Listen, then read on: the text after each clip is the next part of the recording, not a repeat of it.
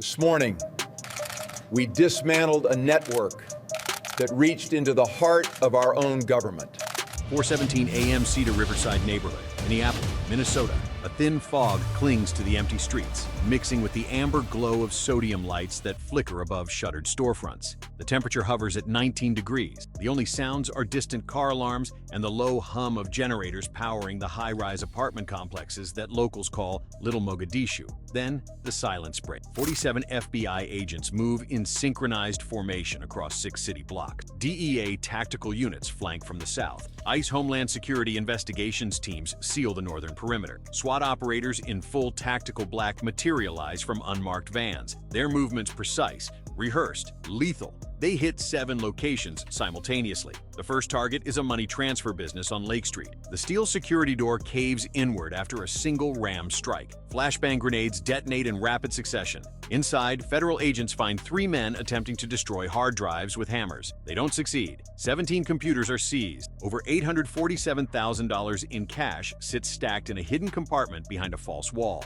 3 blocks east, a second team breaches a restaurant that hasn't served a meal in 8 months. The kitchen contains no food. Instead, agents discover vacuum-sealed bricks of cocaine totaling 63 kilograms, alongside packaging equipment and a sophisticated communications array broadcasting encrypted signals to servers overseas. The third location is a modest 2-story home in a residential neighborhood. Inside, agents find something that stops them cold: a steel-reinforced room in the basement. Inner walls lined with acoustic foam. A single desk holding encrypted laptops, satellite phones, and a document shredder still warm from recent use. But most disturbing are the photographs pinned to a corkboard. City council members, police commanders, a county judge, each photo annotated with handwritten notes in Somali and Spanish. By 5:44 a.m., the initial raids conclude. The preliminary seizure count reads like a cartel inventory sheet: 63 kilograms of cocaine, 14 kilograms of heroin, approximately 340,000 fentanyl pills, 19 firearms including 3 automatic weapons, 47 cell phones,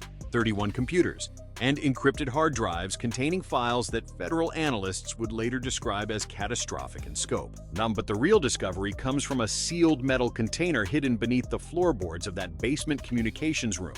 Inside, investigators find what appears to be a master ledger, handwritten, coded, and containing references to something called Operation Hayaan. The encryption was supposed to be unbreakable. The network was supposed to be invisible. They were wrong on both counts. 2:34 p.m. FBI Cyber Division Facility, Brooklyn Center, Minnesota. The fluorescent lights hum above rows of monitors where federal analysts have been working without sleep for 11 hours. The encrypted hard drives from the Cedar-Riverside raids are connected to air-gapped analysis system. 3 teams work simultaneously, attacking the encryption from different vectors. At 2:47 p.m., the first breakthrough occurs. The encryption protocol isn't military grade. It's commercial software, modified and layered, but fundamentally flawed. Within 90 minutes, analysts begin extracting readable data. What they find forces a complete reassessment of the investigation's scope. Operation Hayaan is not a local drug network. It is a fully integrated transnational criminal enterprise connecting Somali diaspora networks in Minneapolis to Venezuelan state-aligned actors, routing narcotics from South American production zones through Central American transit corridors into the United States via human smuggling pipelines. The organizational chart that emerges on the main display screen looks less like a criminal network and more like a corporate flowchart. Shell companies registered in Delaware, Nevada, and Wyoming. Money service businesses operating across 7 Midwestern states.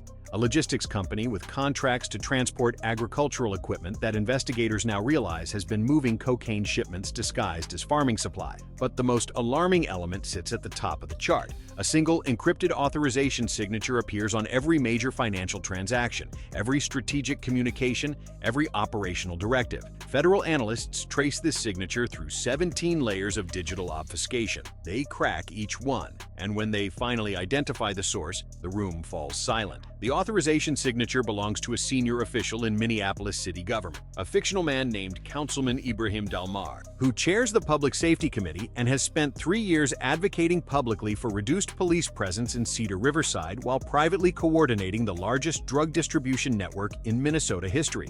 This is not corruption. This is command-level collusion. Dalmar didn't infiltrate the system. He weaponized. Communications recovered from the encrypted servers reveal the full architecture of his operation. Police patrol schedules shared with cartel logistics coordinators.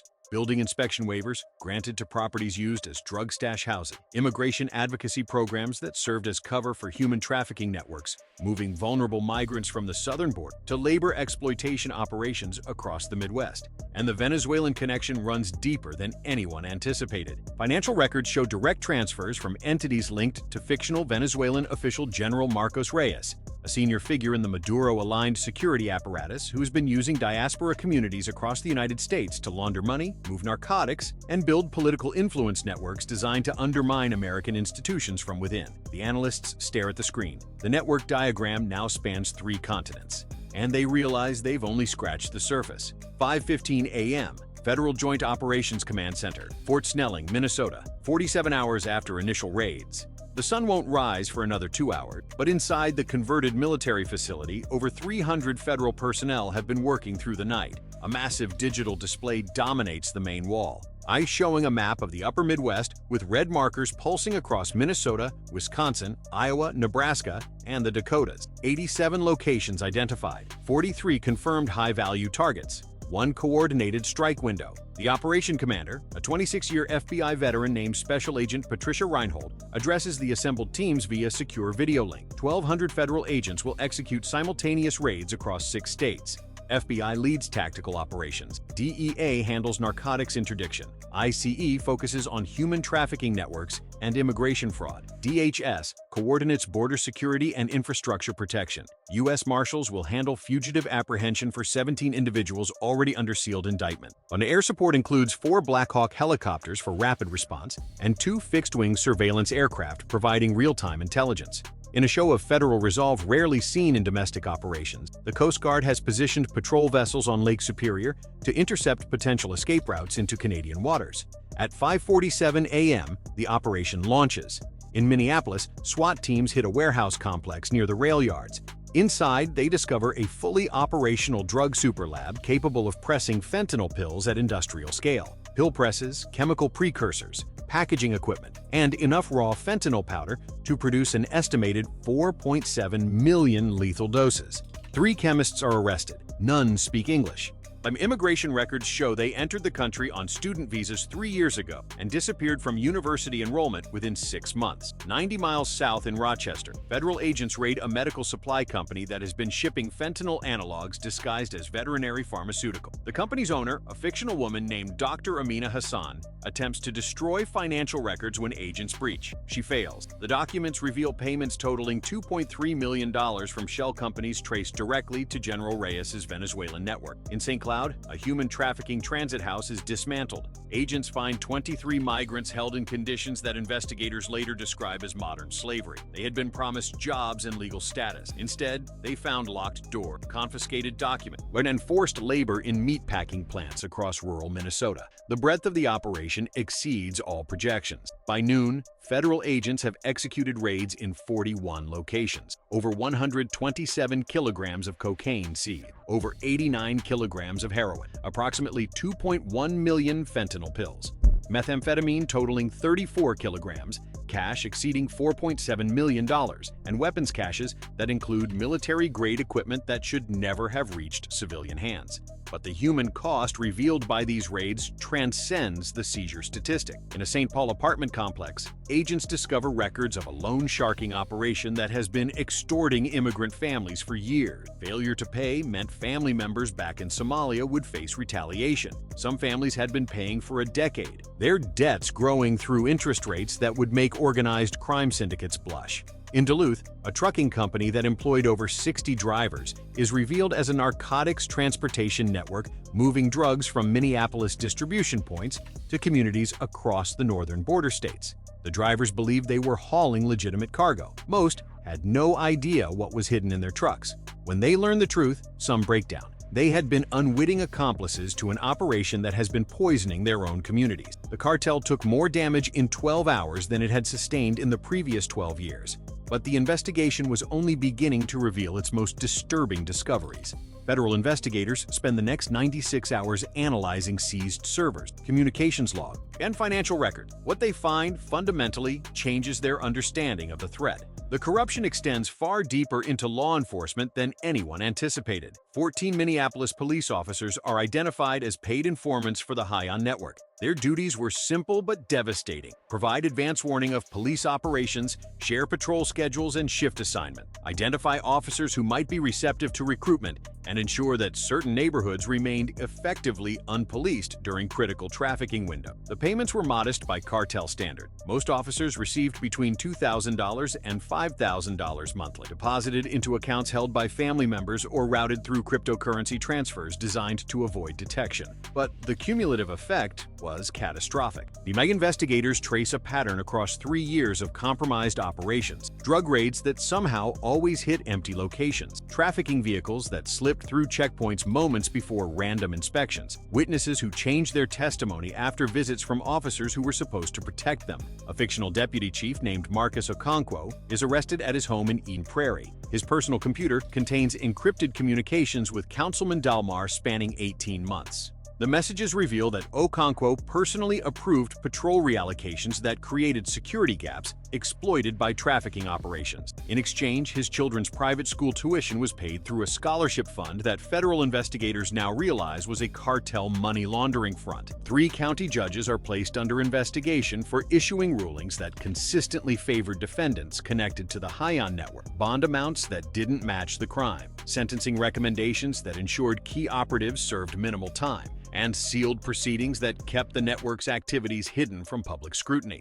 The honest officers who remained, the ones who had suspected something was wrong but couldn't prove it, now face the wreckage of their own institution. Some cry, some raid. Many simply stare at evidence that confirms suspicions they had been told were paranoid. One patrol officer, a 15-year veteran who requested anonymity, tells federal investigators something that haunts them long after the interview ends. "We kept reporting things that didn't make sense, cases that disappeared, on suspects who got released, neighborhoods where we were told not to patrol. Our supervisors said we were imagining things. Now we know they weren't incompetent. They were complicit. The Minneapolis Police Department will spend years rebuilding. But first, it must reckon with the fact that for a significant period it effectively operated as 2 separate organizations, one that served the public and one that served the cartel. The federal investigation reveals something even more disturbing as analysts piece together the network's full scope. Operation Hayaan was never designed to be merely a drug trafficking enterprise. It was a strategic political infiltration operation with objectives that extended far beyond criminal profit.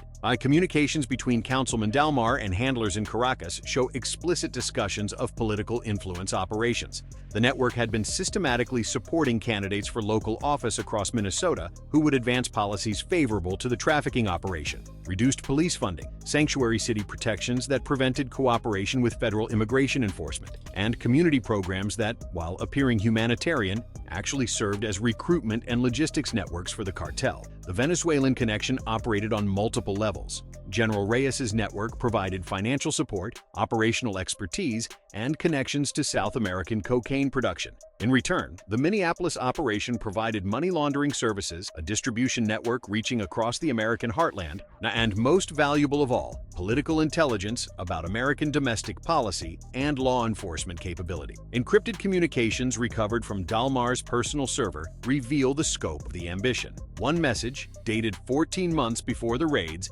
outlines a 5-year plan to expand Hayaan operations to 15 American cities with significant Somali diaspora populations: Columbus, San Diego, Seattle, Atlanta. Each city represented not just a drug market, but a political influence opportunity. Another message discusses the recruitment of a fictional state legislator named Representative Fatima Osman, who has been publicly praised for her advocacy on behalf of immigrant communities. The message doesn't suggest she is directly involved in trafficking. Instead, it outlines how her policy positions inadvertently create operational advantages for the network, and how additional support for her campaigns might be arranged. The most chilling document is a strategic assessment prepared by an unknown author with apparent intelligence training. It analyzes American political vulnerabilities and identifies diaspora communities as ideal vectors for long-term influence operations. The assessment argues that by controlling community organizations, influencing local politics, and compromising law enforcement, hostile foreign actors can establish permanent footholds in American society that will prove nearly impossible to dislodge. Minneapolis was meant to be the model. If it worked here, it would be replicated nationwide.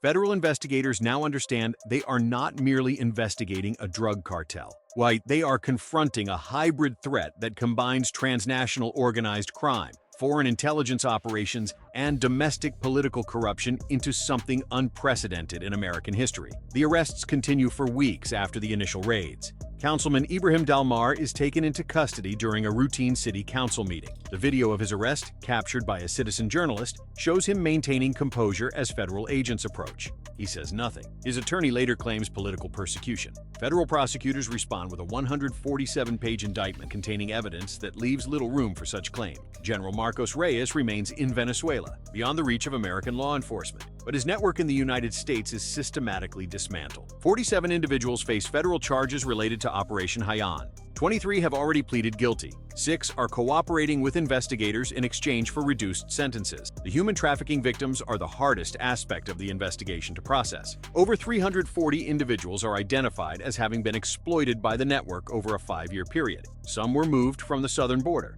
Others were recruited directly from refugee camps in East Africa with promises of legitimate opportunities in America. Many struggled to trust the federal agents now offering them assistance. After years of exploitation by people who claim to be helping them, their wariness is understandable. The fentanyl seized during the raids represents enough poison to kill millions of Americans. Federal health officials estimate that the Minneapolis distribution network was responsible for supplying approximately 15% of the fentanyl reaching communities across the upper Midwest. The overdose deaths linked to this supply chain number in the hundreds, possibly thousands. Each death represents a family destroyed, a community weakened, a future erased. Here is what this story teaches us. Power does not always announce itself with violence. Sometimes it operates through silence, through patience, through the slow accumulation of compromised officials and corrupted institutions.